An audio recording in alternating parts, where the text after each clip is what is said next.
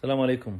أكثر 150 فريق إطفاء تابع الدفاع المدني في سوريا يحاول منذ أكثر من أسبوع إطفاء الحرائق، وحتى الآن لم ينجح للأسف بإخماد كل الحرائق، لأن هناك حرائق جديدة تنتج، وهناك رياح شديدة، وهناك وعورة في المنطقة، وهناك مخلفات النظام تنفجر رغم مساعدة دول الجوار في ذلك، ولكن حتى هذه اللحظة لم يستطيعوا إخماد كامل الحرائق. نتمنى من الله عز وجل أن تتم السيطرة على هذه الحرائق بأسرع وقت ممكن، فهي الرئة والمتنفس في الشمال الغربي السوري. نرجو من الله عز وجل أن تكلل جهود أبطال الدفاع المدني بالنجاح في أسرع وقت ممكن، وتتم السيطرة، ونوفر قدر المستطاع الجهود العظيمة والأموال الطائلة التي تدفع